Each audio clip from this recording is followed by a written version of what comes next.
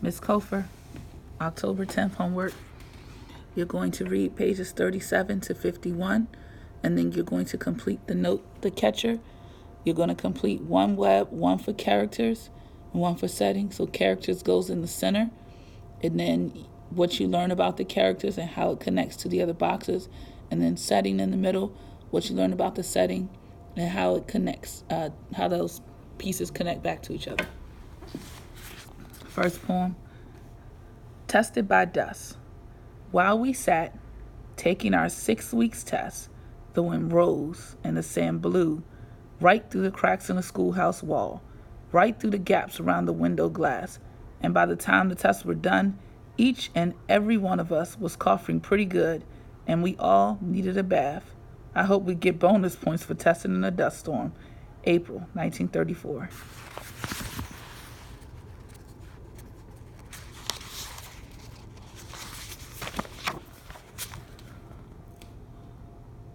Banks. Ma says, everything we lost when the banks closed because they didn't have enough cash to go around, all the money that's ours is coming back to us in full. Good. Now we have money for a doctor when the baby comes. April 1934. Beat wheat. Country agent Dewey has some pretty bad news. 1/4 of the wheat is lost, blown away or withered up. What remains is a little more than a wisp of what it should be, and every day we have no rain, more wheat dies. County Agent Dewey says soon there won't be enough wheat for seed to plant next fall. The piano is some comfort in all of this.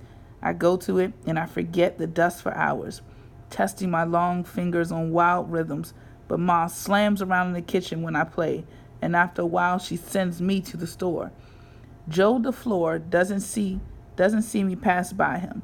He rides his fences, dazed by dust.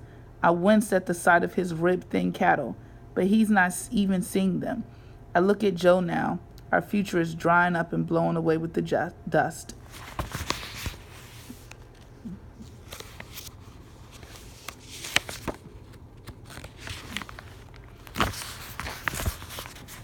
Give up on wheat.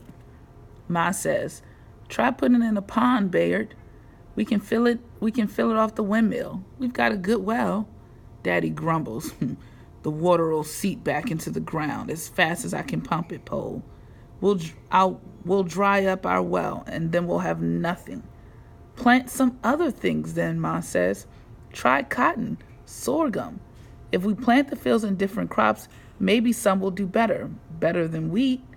Daddy says, no. It has to be wheat. I've grown it before, I'll grow it again. But Ma says, can't you see what's happening, Bayard? The wheat's not meant to be here. And Daddy says, what about those apple trees of yours, Pole? You think they are? Nothing needs more to drink than those two, but you won't hear of leveling your apples, would you? Ma is bittering. I can see it in her mouth. A pond would work, she says, sounding crusty and stubborn. And Daddy says, look it, Pole, who's the farmer, you or me? Ma says, who pays the bills? No one right now, Daddy says. Ma starts to quaking, but she won't let Daddy see. Instead, she goes out to the chickens, and her anger, simmering over like a pot in an empty kitchen, boils itself down doing chores. April 1934.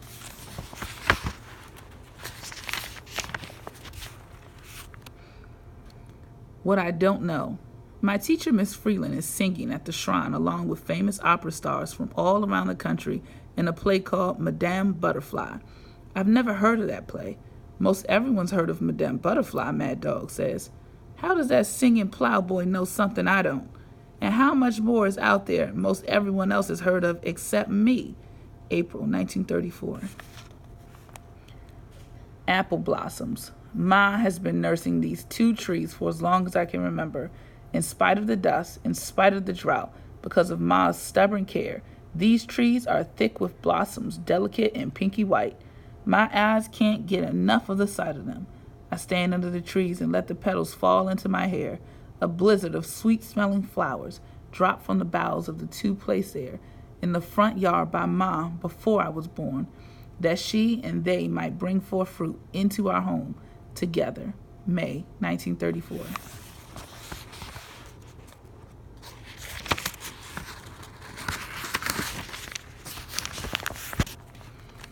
World War. Daddy was just 17 when he fought in the Great War off in France. There's not much he's willing to say about those days, except about the poppies. He remembers the poppies, red on the graves of the dead. Daddy says, that war tore France up, worse than a tornado, worse than a dust storm. But no matter, the wild poppies bloomed in the trail of the fighting, brightening the French countryside. I wish I could see poppies growing out of this dust. May 1934. Apples. Ma's apple blossoms have turned to hard green balls. To eat them now, so tart, would turn my mouth inside out, would make my stomach groan. But in just a couple months after the baby is born, those apples will be ready, and we'll make pies and sauce and pudding and dumplings and cake and cobbler, and have just plain apples to take to school and slice with my pocket knife and eat one juicy piece at a time until my mouth is clean and fresh and my breath is nothing but apple. June 1934.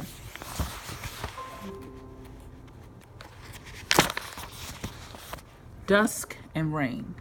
On Sunday, winds came, bringing a red dust like a prairie fire, hot and peppery, searing the inside of my nose, the whites of my eyes, roaring dust, turning the day from sunlight to midnight. And as the dust left, rain came.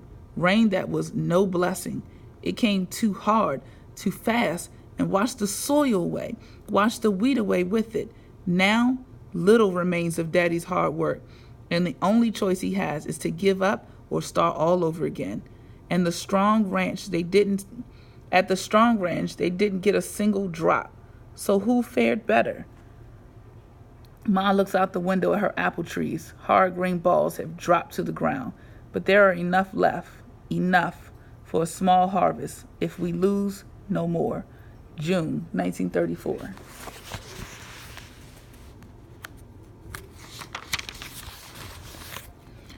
Harvest. The combines have started moving across the field, bringing in wheat, whatever has managed to grow.